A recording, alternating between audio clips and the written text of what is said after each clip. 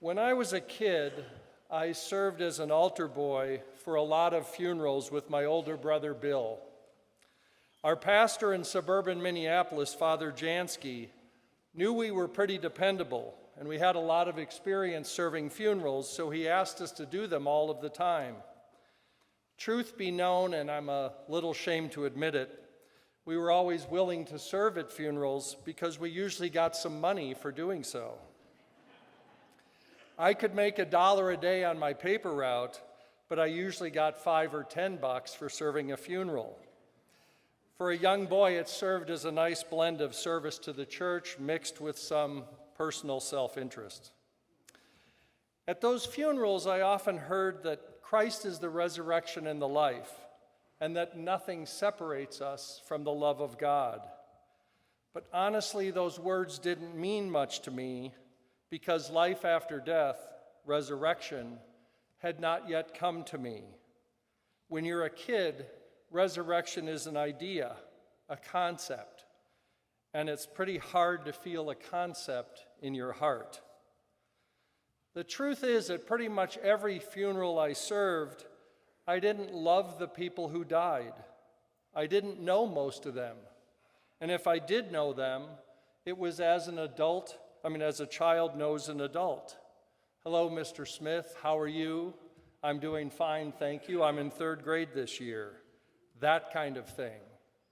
So when I served those funerals, resurrection remained an idea. Looking back on it, I realized that resurrection doesn't really come to you unless love is involved.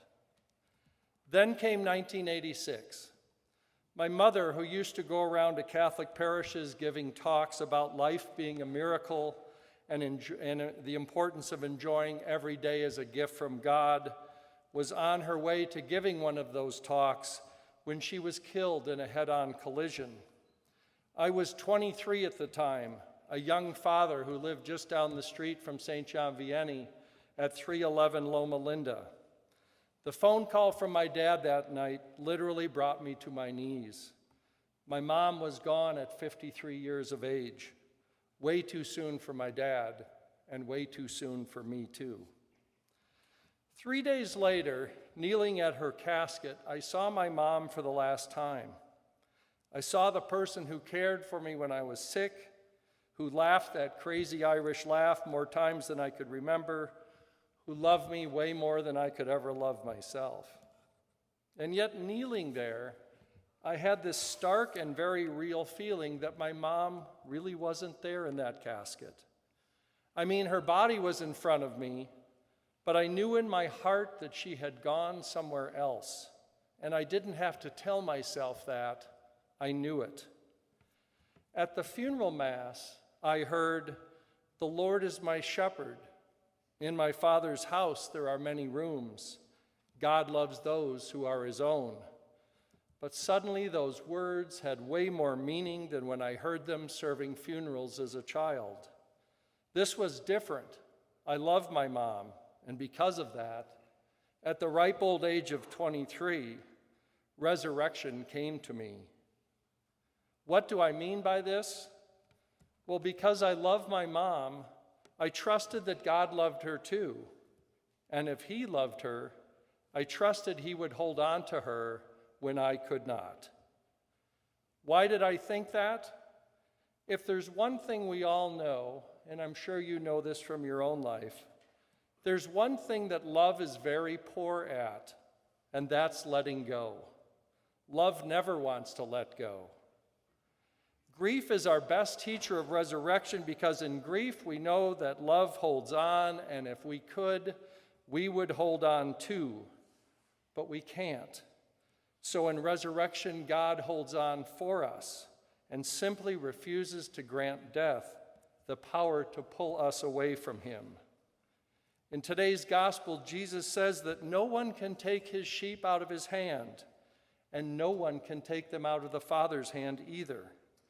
These can be comforting words on a normal day, but when we find ourselves in the middle of broken-hearted grief, they're words we hang on to like a life preserver on a stormy sea. God holds on for us when we simply can't.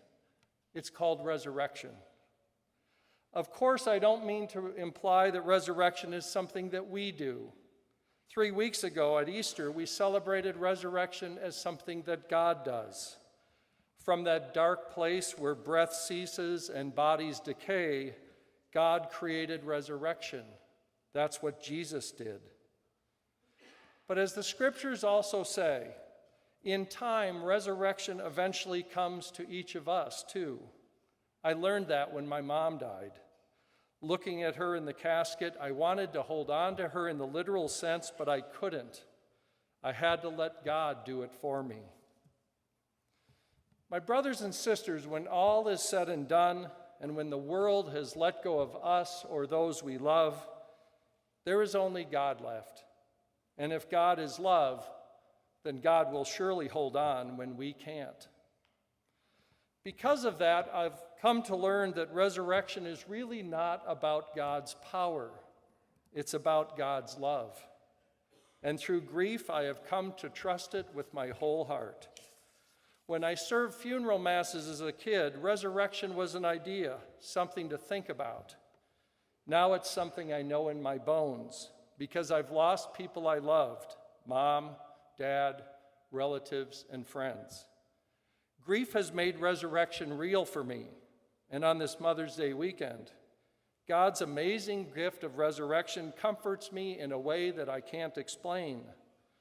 Yes, my mom is gone, but thanks be to God, I didn't lose her. When something is lost, you can't find it. I know exactly where my mom is, and that's what brings me such comfort every Mother's Day. So today, during this Easter season, let's sing our Alleluias and our Hosannas to the Lord, because when death comes, God will do what God does, hang on for us and to us when we can't hold on ourselves. Happy Mother's Day to all the mothers who are here today. Thank you for being such a profound blessing to your children and to your families. And happy Mother's Day to all those mothers like mine who have gone before us.